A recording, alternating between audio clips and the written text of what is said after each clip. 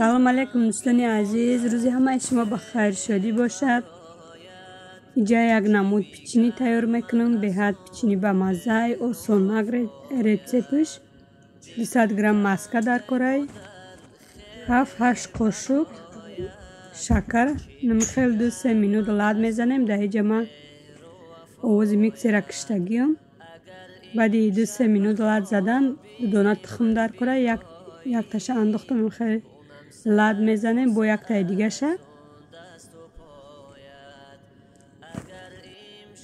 نمیخیل تیار شید. بعد تخم انداختم با 2-3 مینوت دیگه من لاد زدم. در اینجا باشه نمیخیل ارده یک استکان گرفتگیم در اینجا با که و خمیر منسستی بچید با کم ترک میندازیم. یک قاشق چه رزرختی لیو کاریچای بعد نمیخیل همراهی ارد یک جا میکنیم. ما در می مسکه انداختم ارده نمیخیل کم ترک یک جا کردم و با میکسر لاد زدم.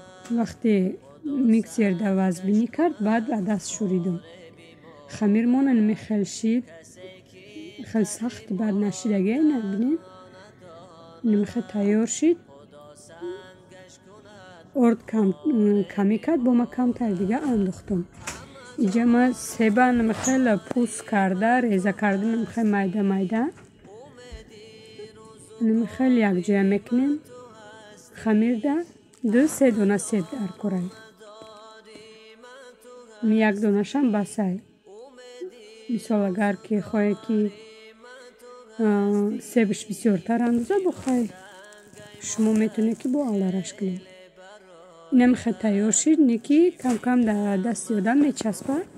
اینجا ما او گرفتم یک کاسچه ده نمیخواد دستمونه او ده تر میکنیم و یورا نمیخواد کلچه میکنیم و بشه در لیست موندن ده تنگ نمیکنیم. نمیخواد کلچه کرده موندن میکنیم. در لیست ما کم ترک مسکه شکیده لیست گیردک بود بوماگه نموندم. نمیخواد مسکه شکیده موندم. میتونه که به مسکه همی خودش روغنی به مسکه هم میخیل مانند لیست میشود. 180 گرادوس ده 25-30 مینوت میخیل تیار شد. پیچینی های ما به حد و مزه خوشرو اومده. میخیل ای بازاری فرق نمیکنه. میخیل مزهش عجیبی بود اومد. سیبای هم میخیل سیبای شیرین بود. میخیل بینین درون شد چخه کاوکه که خوشرو اومد. کودکاتون در محکول میشه حتما تیار کنین. چه مای مگازین خریدنه رسیپی آسونک در خونه تیار میکنین. به حد مزهش عجیب بود. با امی کاریچ سکی داشته باشه بوش یا عجیب بود. 2 کروبکه مسکه بود. یک تاشه بگیم استفاده بردیم تمام کردیم. پیش عید قربان بود با اینای دیم شک شدم 20 کیلوهای این مسکه. راستی خیلی ترازو چوی ویس ندارم برایم پخت پس که چین کرده برای یعنی پیچینی یگان چی چین کرده و استفاده برام میخوای نگلاس چین میکنم میگیرم. کیلو یکی که هسته مسکه 82% برنه به حد به مزه خوشروه رنگی مرگرین نیسته. وقتی او کردن ده من همین میندازم در کسرون که او شده میسته کم تر همین مسکه او دارن میخیل میجوشه اوش قاق میشه رنگی همین رستیلی مسئله میشه. کرمی تورد کردن ده وابشه نمیبوره. میخیل خوشروه که برای نمیخیل پیچین کردنم بهترینه. بازی من ایشه میگیرم نیمشه میگیرم برای میزوالای ساموسه و فتی رو دیگر چه او کرده میبردارم. خیلی که روغن یخ او میکنی میرم خیلی او میکنی. وقتی که او برورد مثلا اوش قاق میشه رنگ همین روغنی رستیل میشه. در اینجا باشه یک کدو آوردن خونه میشینه سامان کدوی میخه کلانی خوشروازی ما اینجا ویدیوشا میمونم صورتاشا کم ترک بینین. беҳад кадуи калон бо сабз сирхай ман фикр кардам ки дурунша ман хел сирхай не ки дурунаш вай будай хомак будай на сирх шилеса будай ки ам хел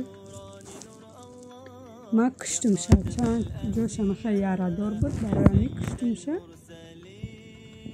вай ҷама аз волаи самбусома тайёр карда будам чихеле ки медонем кадура ам хел кушти ай тиёрка гузаронди камтар намакай ягон шакарай зади обро вардан мегира вақти кадумон ки бемазза боша камтарак шакар мезанем бисёр не камтарак ами барои ба мазза шиданаш ина бинен чӣ хел кадуҳои калонай ами хел кадуҳошон шидай имсол ки биёем барем гуфтем хаиш тамом шава баъд мерем миёрем бо инами хел дӯстони азиз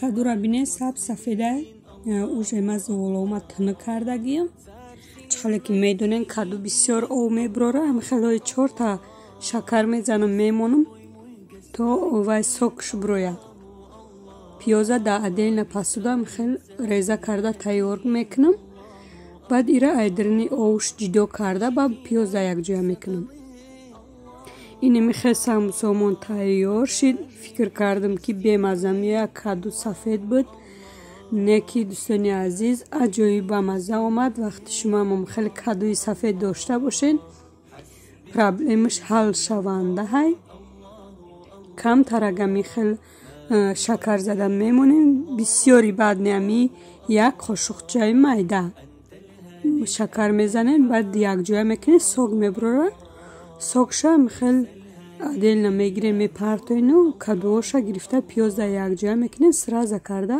дар золачао мендозию мепечониш бинен чӣ хел резонаки хушрӯ омад айнами маскаи об кардагиву айнами кадуи сафед бигем нами хел самбусои аҷоибот омаданд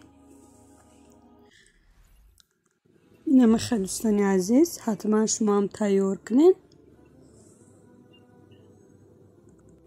вақти обед шидан мегира дига ғам мегира намедорам дигарора ман хелем чӣ кунам чӣ пазам гуфта дар ниятҳо набуд ки оши бурида мекунам обеда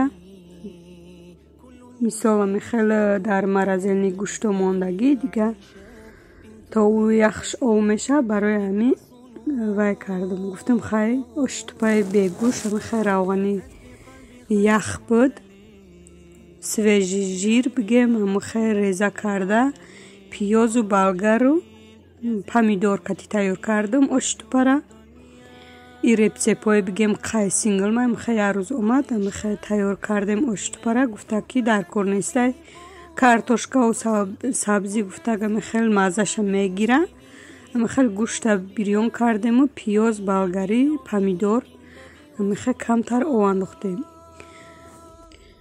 зуволаи оши тупара ман фақат сахт мегирам кае ки ами гирифтам сахтак мегирам намакша баландтарак дар як стакан ов намак андохтаму як дона тухма ами хеле задам дар як косача нимша гирифтам дар ами оши тупа нами хеле якҷоя кардаму хамирша тайёр кардам хамирш 10 минут дам гирифт ами хеле гирифта рост мекунам хай ҳамаи шумо медонем ки чӣ хел мебурам ман хеле ба зарби орд таҳ мекунам бинем нами хеле ҳар як қабатишта орд кардестам ки дар вақти буридан ба якдигариш начаспад то ахири навора бо мо бошед дӯстони азиз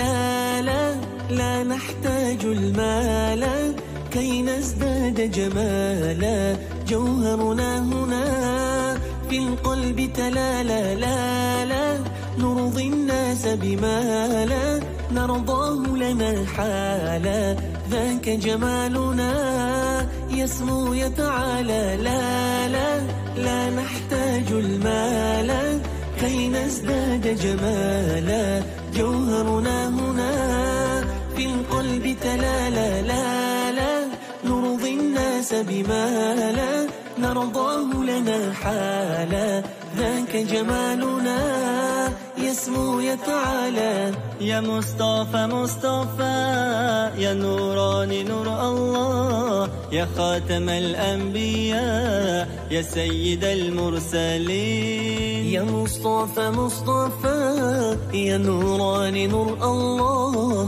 يا خاتم الأنبياء يا سيد المرسلين. يا رب العالمين الله الله، صل على طه الأمين الله الله، في كل وقت وحين الله الله، املأ قلبي باليقين الله الله.